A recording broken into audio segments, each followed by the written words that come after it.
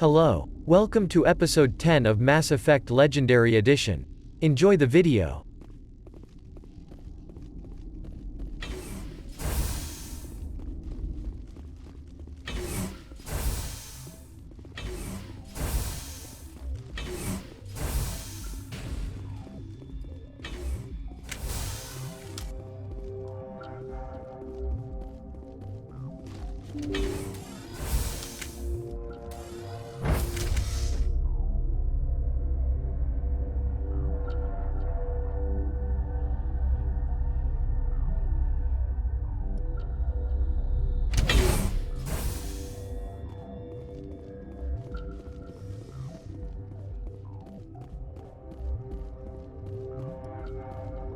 Are you here to secure the situation?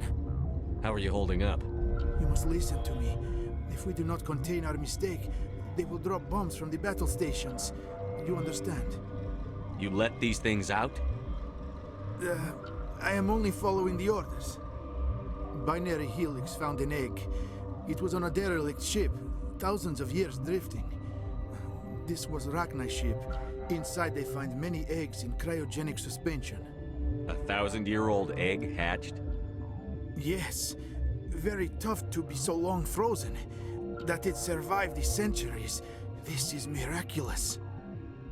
Binary Helix planned to clone Rachni, mass produce them, create an army. But when they get here, they find this egg is not a common Rachni. It is a queen. After she lays eggs, they move her to Rift Station. They are thinking that without her, they can raise the babies to be obedient.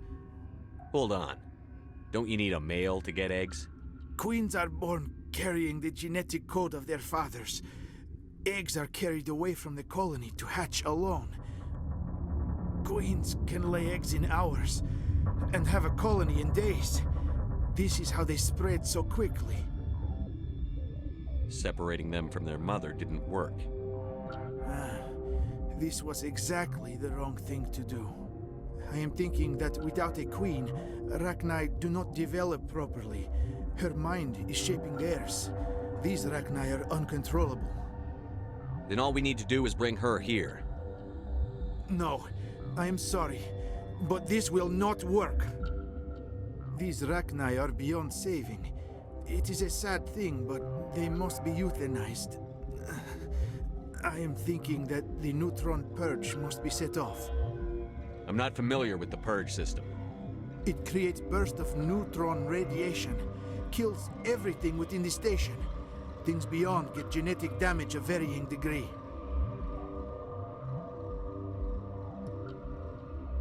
How do we set off the purge? Arming controls are nearby. All you do is insert the key. Then I will give Mira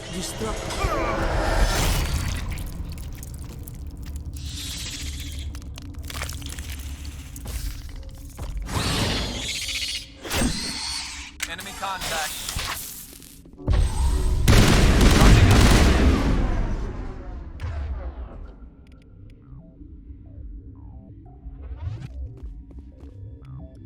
All clear.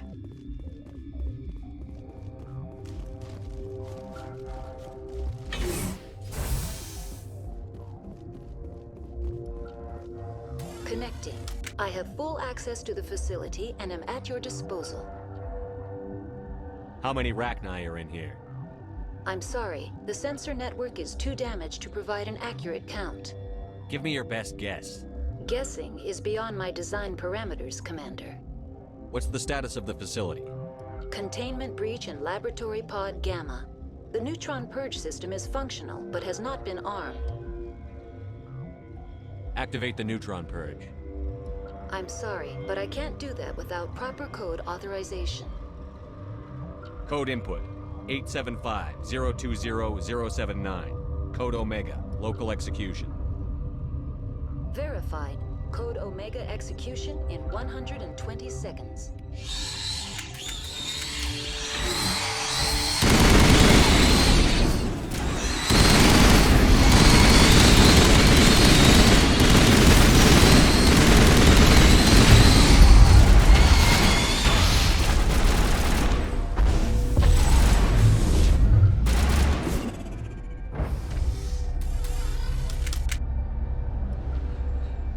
Negative contact.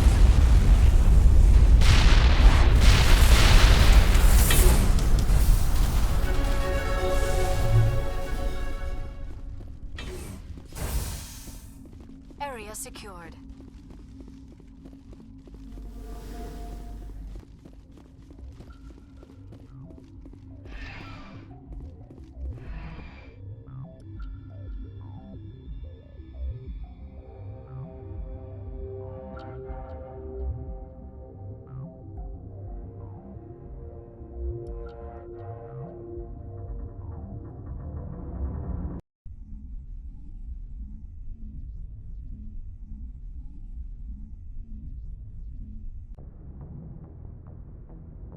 What's our next move, Commander? Head for the Mu Relay?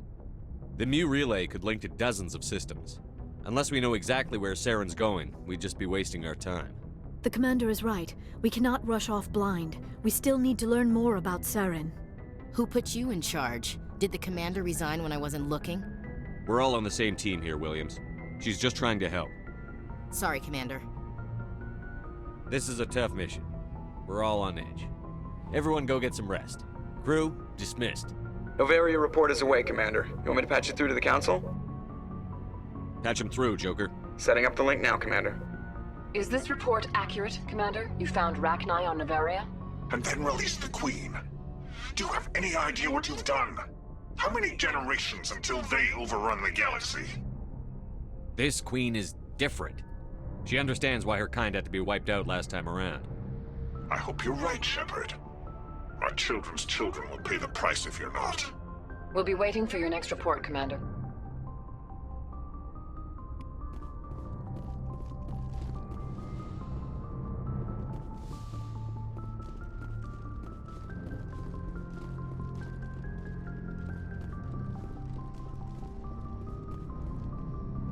Boy, am I glad to be off of Novaria.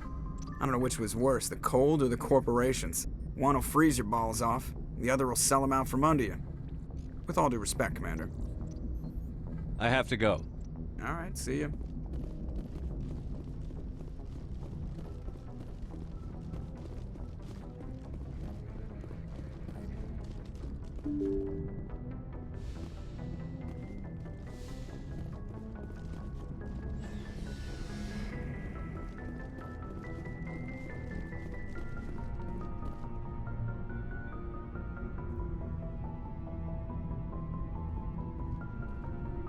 Anything you need, Commander? What's your opinion on the last mission? Killing Saren's, what was Benezzi anyway? Second in command? Advisor? Anyway, it should set him back a bit. I'm sure Dr. Tassoni's hurting, though. Poor kid. Having to kill her own mom. Any opinion on the Rachni? Off the record? If we had the option, I'd as soon have left it to the Council. We weren't out here during the Rachni War. I'm not sure we have any business getting involved. Just trying to get a sense of where the crew's at. Thoughts? Well, they know about the stonewalling you've had from the Council. They deserve to know what we're up against. They're on your side. They're pissed about the resistance we're getting, especially from our side. I'll have a better handle on all of it when my head stops hurting. Another L2 flare-up. Anything I can do? No, Commander, it'll settle down. It's rough sometimes, but they spike higher than a lot of L3s. Besides, I fared a lot better than some after Kinetics was through. I haven't heard anything about Kinetics in a while. Yeah, they quietly disappeared. Broke up into a bunch of little corps after they botched the training on Jump Zero. After first contact, Kinetics was set up to track Element Zero exposures and develop implants for humans. Once we had an embassy on the Citadel, Kinetics could bring in experts instead of taking it slow. Is there some reason we couldn't learn it on our own? They didn't know where to start. Hell, it took a couple of years to even link Biotics and Ezo. Forget trying to get the kids to move stuff. They had trouble just helping them not break their own limbs. And their choice of teachers didn't help much. The only experts would have to be aliens. Dead on. Turians, actually. That's why Kinetics kept it a secret. They were afraid of what people back home would think, asking the Turians for help when we just fought a war with them. The Asari would have been more acceptable than the Turians. Yes, but the company didn't go through the Citadel. It would have made Earth look weak, so they discreetly hired some Turian mercenaries. I'm sure Kinetics did what they thought was best. It wasn't best for us. They brought in an ex-military Turian named Commander Vernus. A real hard-ass. He basically had a free pass to break us if it would turn out a decent biotic. Kind of spiraled from there, Commander. Did he ever face charges for that? He got his, yeah. But like everything else at Jump Zero, it was under the table. The less said, the better. Anyway, this is ancient stuff. I walked it off a long time ago. I should get back to my duties, Commander. We're here to make history, not rehash it. We'll talk another time, Lieutenant. Commander?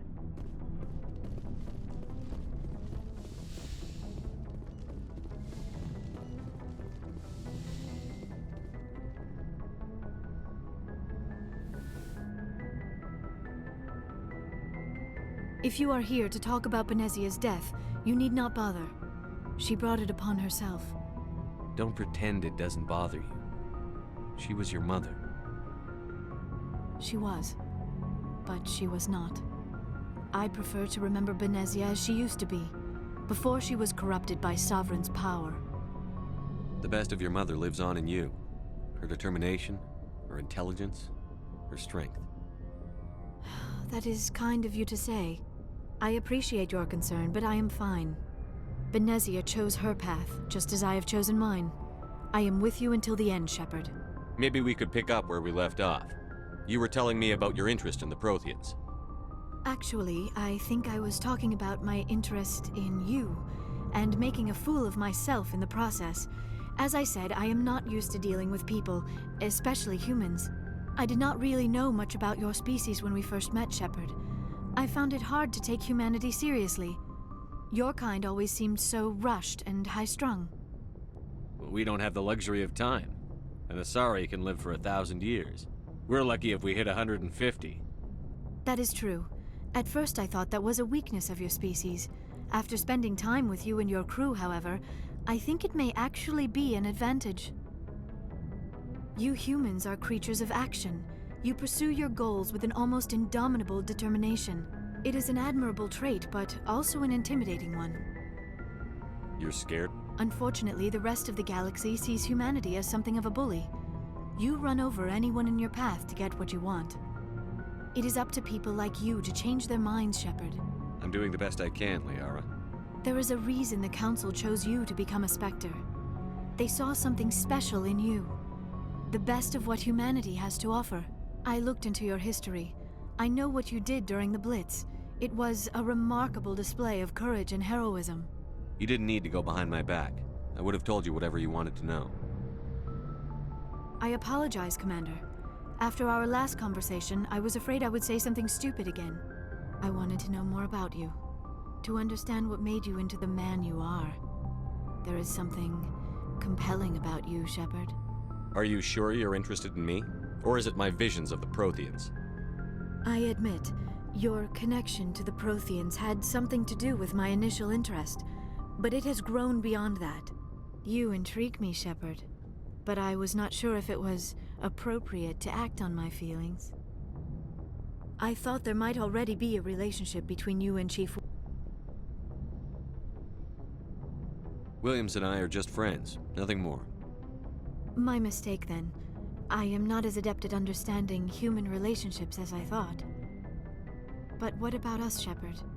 Is there a mutual attraction, or was I wrong about that too? No, you were right. There is something between us.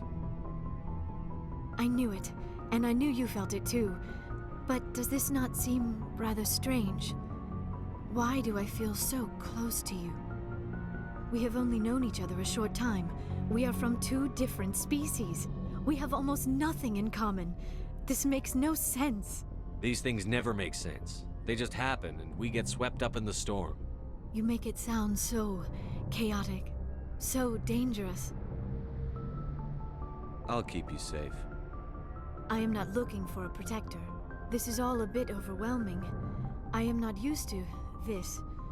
You... I need some time. Take all the time you need, Liara. I'll be here. Thank you, Shepard. Let's just talk about something else for now. I should go. Goodbye, Shepard.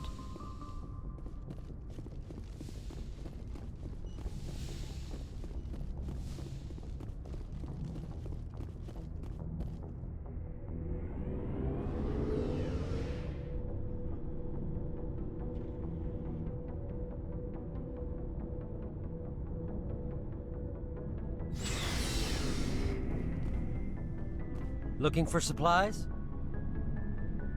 Let's see what you've got. You bet, Commander.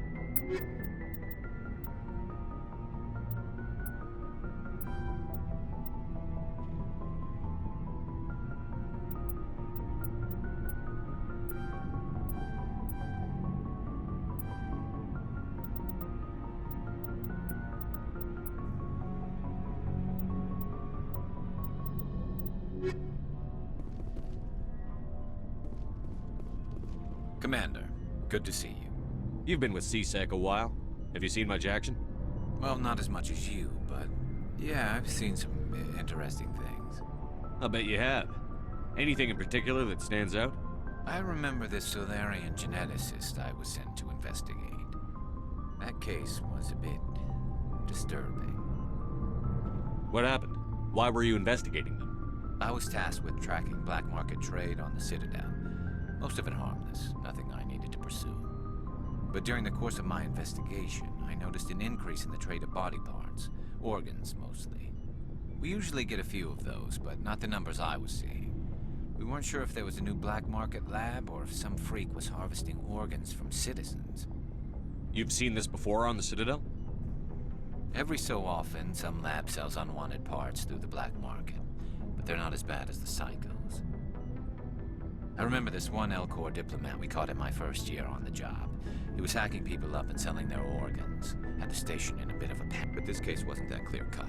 Turns out there was more going on than we first realized. So how did you figure out what was happening? First, we got a hold of a sample and ran DNA tests. The weird thing was, the match led us to a Turian who was still alive and was very convinced he'd never lost his liver. After a bit of digging, I discovered this Turian worked briefly for Dr. Salion, the geneticist. So I went to his lab hoping to find evidence of cloned organ development, but there was nothing. No Solarian hearts, no Turian livers, not one Krogan testicle. You're kidding, right? Why would anyone want Krogan testicles? Some Krogan believe that testicle transplants can increase their virility, counteract the effects of the genophage. It doesn't work, but that doesn't stop them from buying. They'll pay up to 10,000 credits each. That's 40,000 for a full set. Somebody's making a killing out there. What did you do about the geneticist? I brought in some of his employees for interrogation, to see if I could get them to talk. While I was interviewing one of them, I came across something suspicious. You mean threaten? Was that really necessary? Maybe, maybe not. Either way, it paid off. One of my detainees started bleeding profusely during the interview. We offered to patch him up and he got frantic, freaked out. I ordered a full exam to find out what was going on. Our medics found incisions all over his body, some of them fresh. That was our big break. These people weren't just Dr. Salion's employees. They were test tubes. Walking, living test tubes. He was growing parts inside these people? Exactly. He cloned their organs right inside their own bodies. Then he harvested them and sold them off. Most of the victims were poor. He'd pay them each a small percentage of the sales, but only if the organs were good. Sometimes an organ wouldn't grow properly, so he'd just leave it in them. Most of them were a mess, but only on the inside, hidden so nobody could see it. I hope he got what he deserved. That's the worst part. We never caught him. Why not? What the hell happened? He ran, blew his lab, grabbed some of his employees, and headed for the nearest space dock. By the time I found out, his ship was already leaving. He threatened to kill his hostages if we tried to stop him. But you went after him anyway, right? I ordered Citadel Defense to shoot him down, but C-Sec headquarters countermanded my order. They were worried about the hostages, worried about civilian casualties if the ship was destroyed so close to the Citadel. I told them those hostages were dead anyway. He just used them to make more organs. But they wouldn't listen. Well, it's not worth the risk. You pursue the vessel and disable it. That's the best choice. They sent the military after him, but he got away just the same. Yes, they did. I went to Palin and told him what I thought of him and his policies. He said if I didn't like it, I could quit. Well, I almost did. All they had to do was disable that ship, stop him from running. Maybe the hostages die, maybe they don't, but at least we stopped the bastard responsible for it all. If you don't care about the fate of those hostages, then you're no better than he is. You're just a terrorist with a badge. Yeah, maybe you're right. It doesn't make it any easier, but I see your point. Just wish I could have stopped him. That's all. Do you have any idea what happened to Dr. Salion? I sent out feelers from time to time, hoping to find something. I thought I'd found him a while back. He changed ships and changed his name to Dr. Hart, his idea of a joke, I guess. I told the military, but they weren't convinced it was him. I got the transponder frequency for his new ship, but I just can't get anyone to check it out. I'll check out the coordinates when I get a chance. I was hoping you'd say that. But Commander, take me with you when you go. If it's Salion, I want to be there when you find him.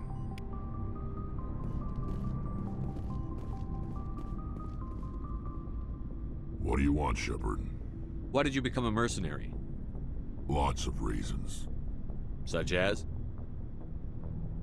Such as, I needed to get out of our system. I needed to eat. I needed to survive. Why not stay and help your people? I tried to help. That's why I had to leave. What happened? I was betrayed. I was head of a small tribe. We were trying to restore order after the war, but the other tribes were against us. They followed Jared, one of the few warlords who survived the war with the Turians. But he was old, and so were his ideas. He wanted to continue the war. He wanted us to fight. Turians, Solarians, each other. It didn't matter who, as long as we were fighting. What did you want? I just wanted Jared to shut up, to stop his ranting.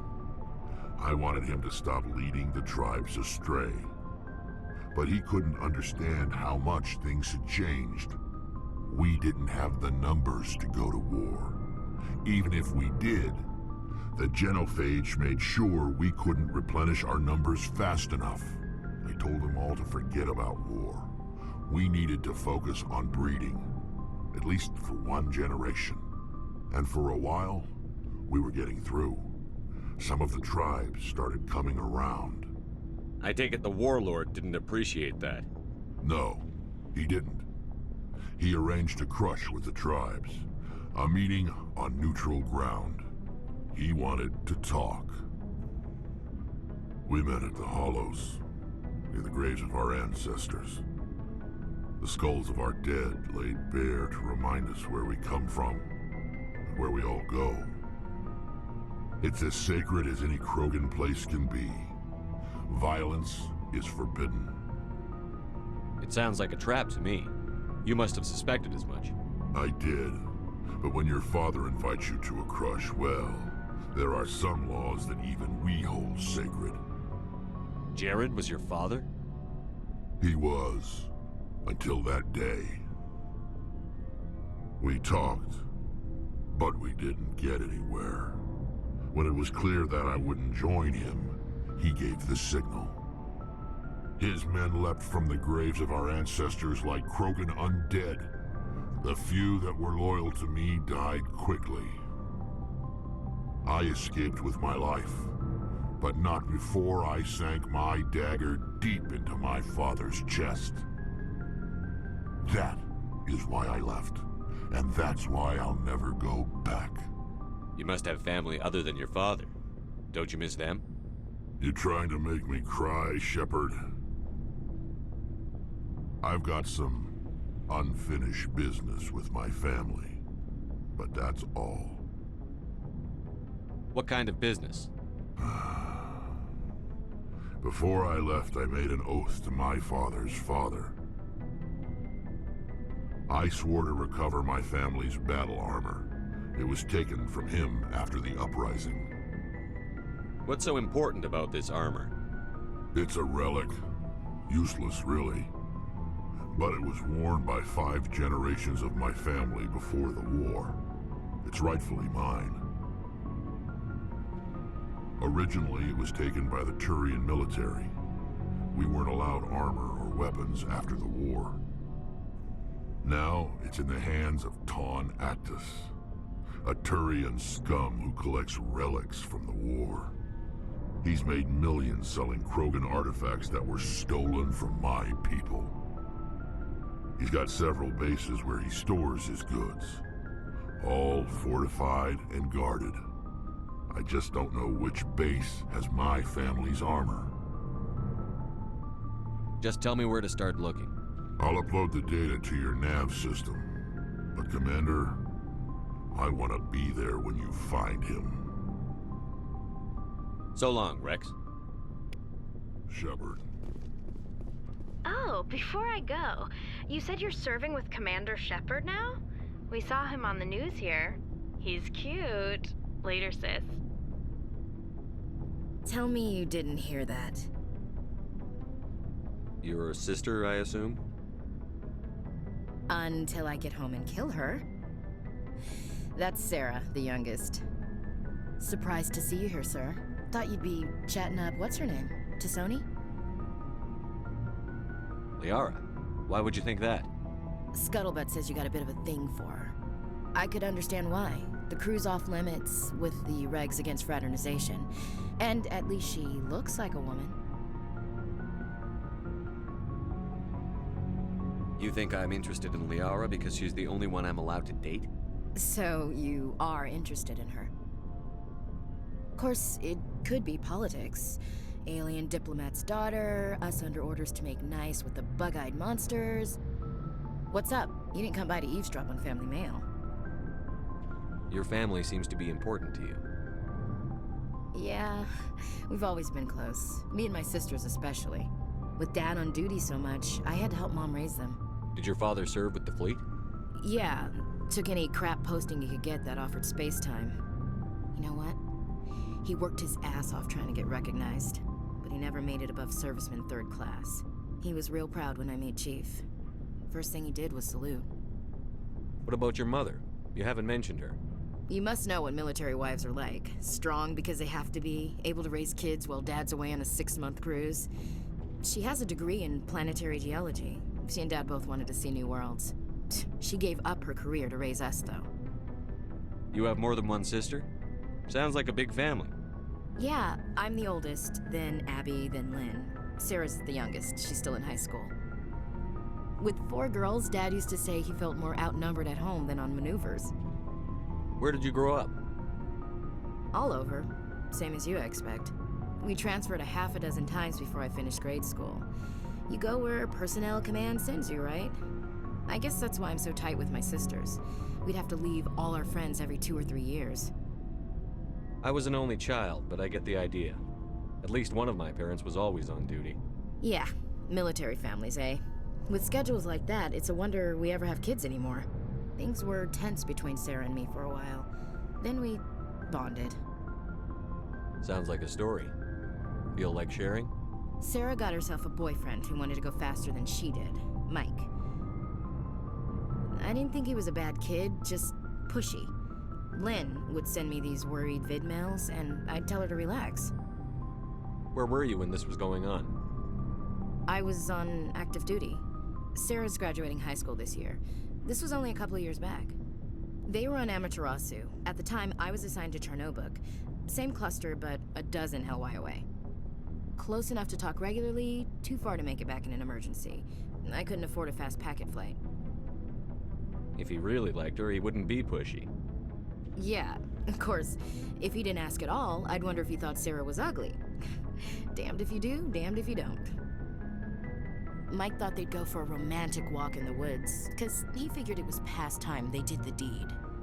She levered Mike face first into a tree and left. Didn't have a scratch on her. Good thing Mom and Dad had us all learn some kind of self-defense. I took emergency leave and walked Sarah to school for a few days. Why didn't you tell the police? She said it wouldn't solve the real problem, and she and Mike would both become household names. It was a small colony. I said it was her call to make, that we should let her do it her way. Mom was pretty pissed about that. You said all of your sisters learned self-defense? Lynn did pistol practice, but didn't like it. She's kind of nervous. Sarah took Aikido. Abby decided to learn the sword. She always was a little weird. Likes big skirts and tops you have to tie her into. They do great things to her figure, though. So, what did you learn? One of Dad's friends taught me Marine hand to hand. You traveled all the way home to walk your sister to school. It was only a dozen light years, like a day's cruise. It's not like I was going to Earth or something. My last day out, Mike was waiting for us. Sarah had told her friends, so everyone at school knew what he did. He wasn't happy. I wanted to snap him in half, but Sarah gave me this look, this let me handle it, I need to do this alone look. She kept her cool, God bless her, as he screamed in her face. She just let him vent. Then he tried to punch her. I swear, she just flowed around him. Next thing I knew, he's face down on the sidewalk and there's blood everywhere. That's unbelievable. Sarah must be as good as you. Better. I'm more or less a straight-up puncher. When he swung, she wasn't there anymore, and he fell. She helped him stop the bleeding and had me call an ambulance. She told the paramedics he fell. Before they took him to the hospital, Mike touched Sarah's arm. I thought he was gonna end up on the ground again. But he hung his head, whispered, "I'm sorry," and started crying. And she hugged him. The Williams women are a decisive bunch, Commander. We do things when we're ready. Not before, not after. Your sister's something else. But you didn't mention your father at all. Was he on deployment? Dad always wanted to serve in space, but he wanted us to have real ground under our feet. He'd say, space is beautiful, but you can't raise a family there.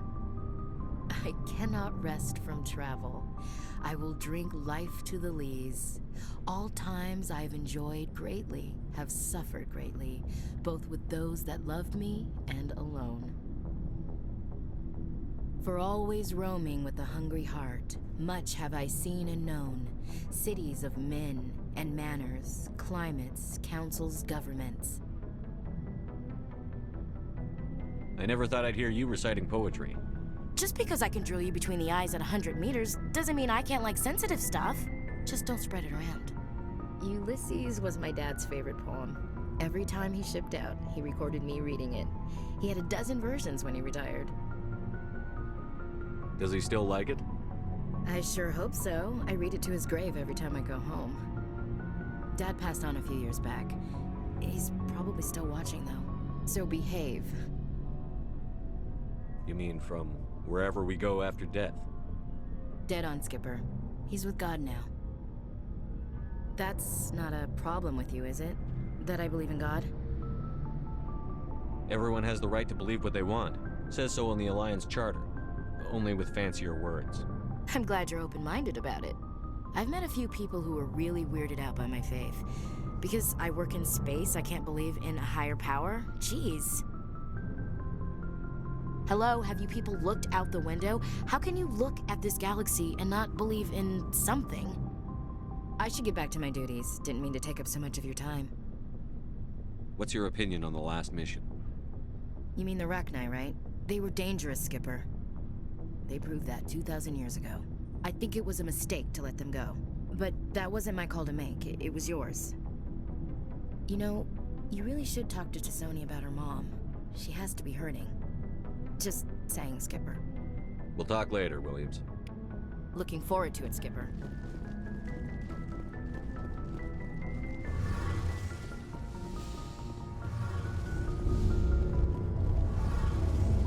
Shepard, I'm glad you're here. Good to see you smiling again, so to speak. I'm sleeping much better now. I guess I'm getting used to how quiet your ship is. I still think a lot about my pilgrimage, though. I know Steren's our top priority, but with all the worlds we go to, I was hoping to find something to bring back to the flotilla. We've still got a long way to go. You'll find something to take back. Yes, but it cannot just be some derelict ship my people can use for salvage. It has to be more than that. There's a lot expected of me. What's so special about you? It's my father. He's the senior member of the Admiralty Board. He's one of only 5 people who can overrule the decisions of the Conclave for the good of the migrant fleet. My father is responsible for the lives of 17 million people. Our entire race is in his hands, and I'm his only child. So are you some kind of heir to the Quarian throne or something? No, it doesn't work that way. My father's position isn't hereditary. I'll probably never serve on the Admiralty Board myself. Officially, I'm just the same as any other citizen. But it doesn't work that way in practice. People have always treated me differently because of who my father is. You must get all kinds of special privileges. I probably had it easier than most growing up, but it's not all good. People like my father have enemies, and they're not above using me to get to him. It must be tough on you. My people place a high value on family and ancestry. There's an unspoken expectation that I'll live up to my father's example. Everyone's waiting for me to do something great on my pilgrimage, something that will forever change our lives for the better. If I don't, it's like I failed, and that reflects badly on both me and my father. The work you're doing here is more important than anything any Quarian has ever done before. Yes, I know. But you have to understand Quarian culture. We're a very insular society. The events beyond the flotilla don't much matter to the average citizen. Our greatest dream is that one day we'll return to our homeworld and drive out the Geth. But even if we stop Seren, that's not going to happen. There's still millions of Geth behind the veil. Until they're gone, our exile will continue. What would you need to bring back to make everyone happy? Something that would help us better understand the Geth. They've changed significantly since the exile. They've continued to evolve. We've done our best to study them, but it's not easy. They're very reclusive. Until recently, they never went beyond the borders of the Veil. And all the Geth we run into now are under Seren's control. We'd need to find Geth operating on their own, independently. But I don't want this to get in the way of our mission, Shepard. First, we stop Seren. Then I'll worry about my own problems. What was your father like? It wasn't easy growing up as the daughter of one of the Admiralty. Even before he joined the board, he was a prominent figure. People looked to him for leadership. He had to set an example, and he expected the same of his daughter. Plus, he was pretty strict, a military man through and through. He never allowed me to settle for anything less than excellence. As a kid, I sometimes felt like he was pushing me too hard. But now, I'm old enough to appreciate what he taught me. The world doesn't owe us anything. If we want something in life, we have to earn it. Where was your mother in all this? Mother was around, but she always seemed to kind of blend into the background. Almost like she was overshadowed by my father. He tends to do that to people. She passed on about 5 years ago.